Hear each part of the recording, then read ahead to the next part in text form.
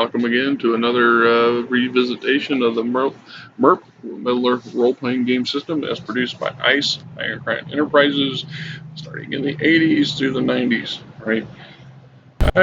Like I said, I should actually Google this stuff and see if they actually are they making a newer, updated version of this. I've heard a story of another game system called The Ring or something like that, but it's not this. Right?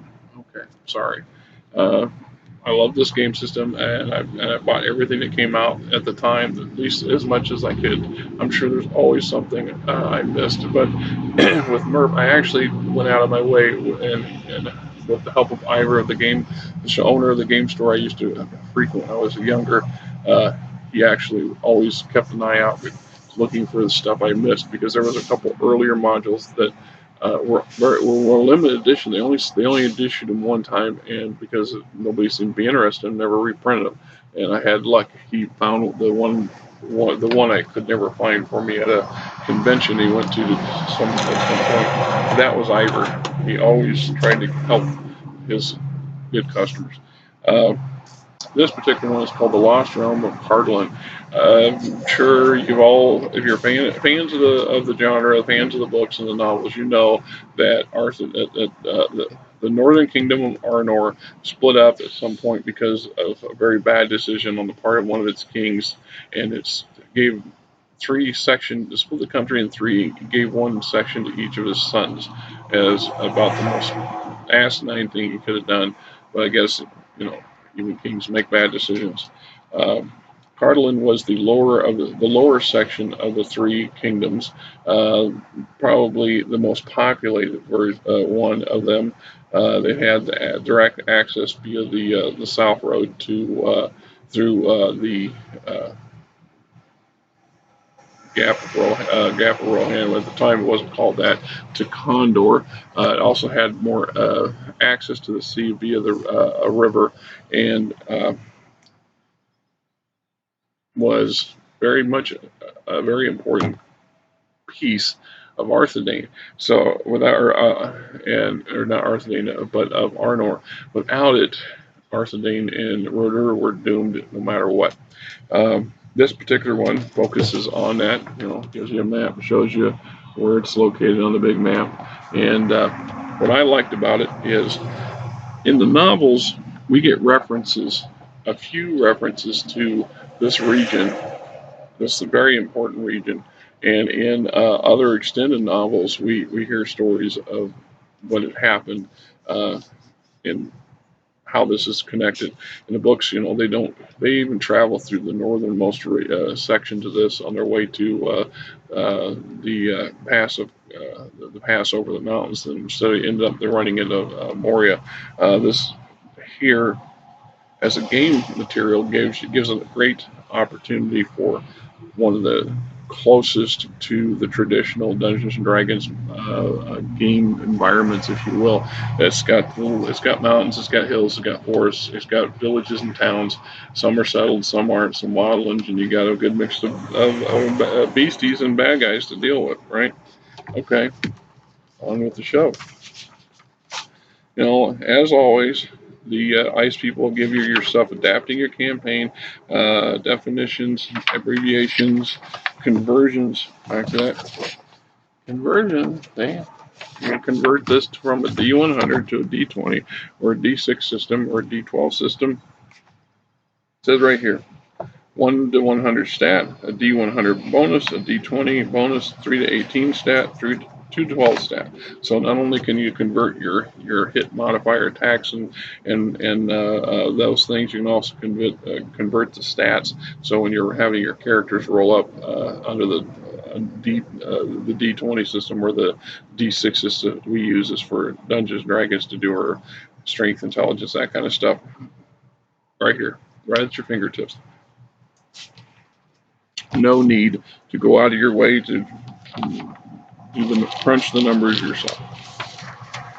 Okay, so we got an introduction, an overview of the history of Cardolan, while it was still part of Arnor, the Kingdom of Cardolan, the disaster in the Civil War, the rise of the Witch King and Agmar, Cardolan since the fall of the kingdom, Cardolan in later times, from 1645, Third Age, to the fall of Arthedain, into the Fourth Age. Now, like I said, there's a brief mention that at some point, Romarier was riding north to Rivendell, and he lost his horse trying to ford the river at Tharbad. Tharbad was the capital of Cardolan, and prior to that was a major trading port for the Kingdom of Arnor. We don't see it, we don't visit it, we just hear about it, right? Well, this book lets you visit it, get into it, deal with it in depth. The land, the geography, talks about the rivers, the coasts, the ecology, the flora, the fauna. I love those terms, flora and fauna. I adopted them for my own game system, Star Frontiers. I just do. I think they sound better than plants and animals. Herbivores, reptiles, domestic animals, the people, the various types, the hobbits, religion, government.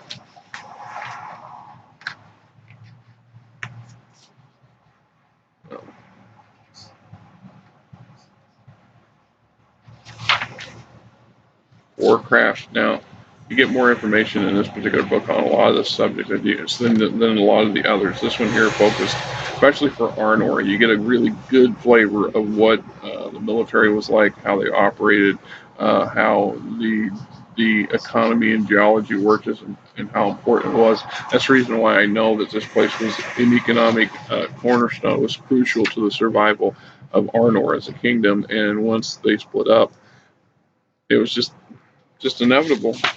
You know, you do not split yourself in the face of your enemy. You weaken yourself something terrible. The guilds of Tharbad, fairs and festivals. You got your chart on the guilds themselves from Tharbad, in addition to using other books if you choose, or in other game systems when you're creating a city, that kind of thing. The Princes of Cardolan, Northern Cardolan, goes on and on. We got some town.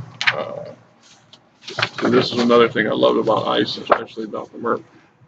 Very nice, beautifully rendition color maps. Although I think with the lighting I got in here right now, you can't see the color as well as I'd like you to. Here we go.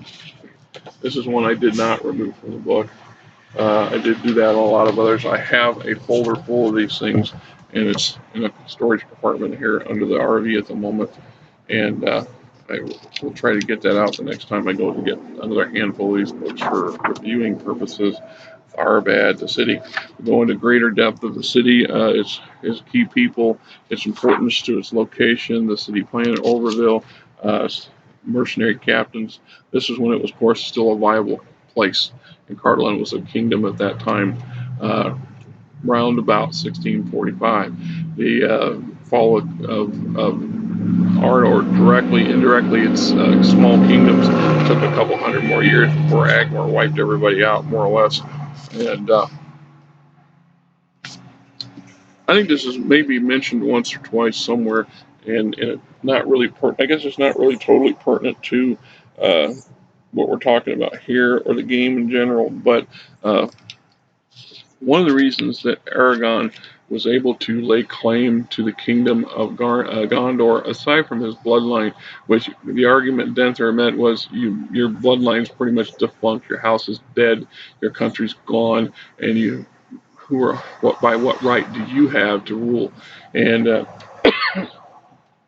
truth was, the country itself was dead and gone, but the spirit of the country existed, and in some lives, a few of the king's responsibilities, on the other hand, had been maintained. The reason why Aragon was called a ranger by those who in power, the average Joe public called him that because the people like Gandalf called him that, but a lot of people didn't see him in the light of what that meant.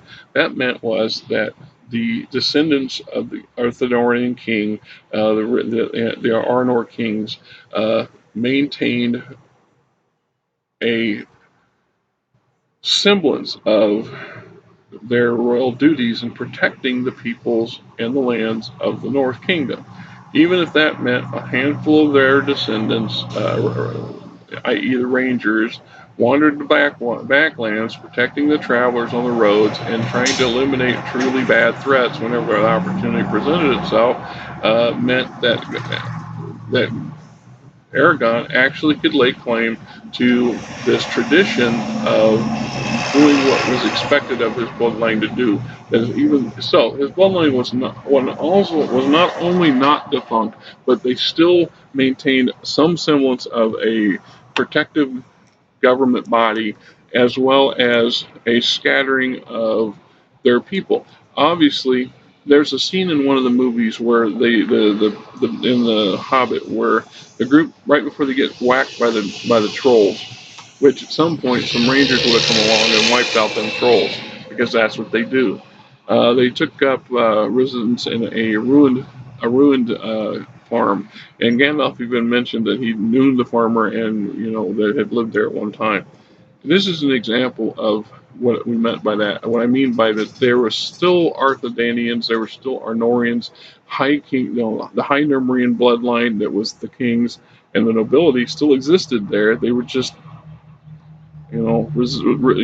farmers. They basically had to survive, and they were in survival mode. But they still clung to some traditions and some legal authority, if you will. How else did Aragon's family maintain his bloodline? If his father's father's father couldn't marry other people who were appropriate to, then his bloodline would have been diminished to the point where he was just a common man and would not have been able to lay claim to Gondor in any form whatsoever. Anyway, so back to this. And we're talking about, like I said, the ruins of Tharabad, the city of Tharabad, the ruins of Londir, which was another community,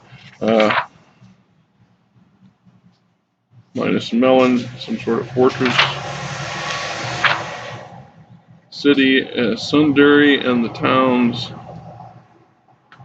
Said since the destruction of Londir that poured on the northern bank of the mouth of the Guthwal, what has been the second city of Cardolan for the most of this time, Sundari is known as Mithelwad, and it was renamed only with the foundation of the kingdom of Saralin. Sudiri is the capital of Saralin, and mainly because the king's most reliable revenues come from the tolls on the ships and the barges that call here. Town has retained much of this old, unsavory character, playing a little part in the development of the clans of Saralin, which seeming permanent residency. Many villages to the south extensions have increased. The little city now is a state of open rebellion. Hey, we got another setting for another set of adventures. The towns, the fortress that still existed at the time, which would be most of them would be in ruins by the time of the Lord of the Ring.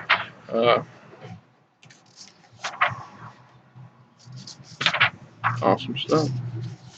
Treasury, our underground lairs and caverns, your traditional dungeon crawl, if you will. Then we got to our adventures: the hunt for the warlord, the blow for peace, the mithril room. Who wouldn't want to search for a room of mithril, right? The caravans, gardens, and two-legged curs, treachery, and other adventures. Then we got our master encounter table, our master beast table. Ice loves their tables. So do I. Just makes things so much more convenient. Now, as I said, this particular source book gives us a view of a section that's actually very prominent, important to parts of the Lord of the Rings, especially the economy and the connectivity.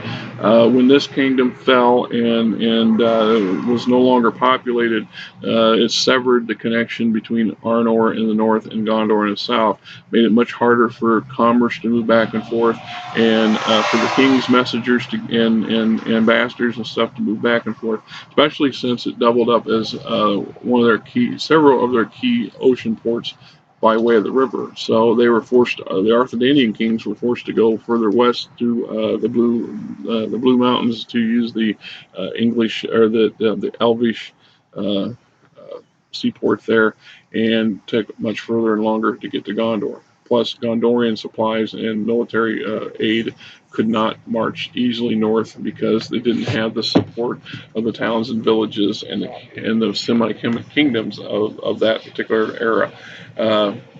This further weakened than Darth Dane and what was left of Arnor until it ended up becoming pretty much non-entity. As a game book, as like I said, as a setting, it's a great setting. You know, you've got your tall, like I said, small towns, small villages, some wilder areas, and then cultured areas, and it's a good place for low-level groups to get a good start and move along. As for reading material and stuff, if you're a fan of the books and the movies, and I guess I've said this one a lot of times over the years. I bought a lot of this stuff to play, but I also bought it to read because I was always fascinated by Lord of the Rings, and I loved it to the point I wanted to know more about it. And the books are limited in that aspect. You can only read the book over and over and over again, but you're not at some point you're no longer going to expand your view or your experience in Middle Earth unless you start getting into things that were basically fan fiction or created for a fan based game system kind of stuff.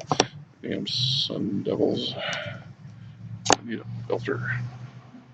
They do. I hope you will enjoy this little diatribe in my revisiting this particular book. Like I said, I've got probably 30 of these things, so at some point we're going to walk our way through every one of them. If you don't, if you enjoy it, mark it, subscribe, tell your friends. You hate it, tell your friends. I'm over here and make fun of the fat guy. So I'm just saying, you know, I'm going to rant, I'm going to rave, I'm going to keep right on going whether anybody listens to me or not because that's the way I roll.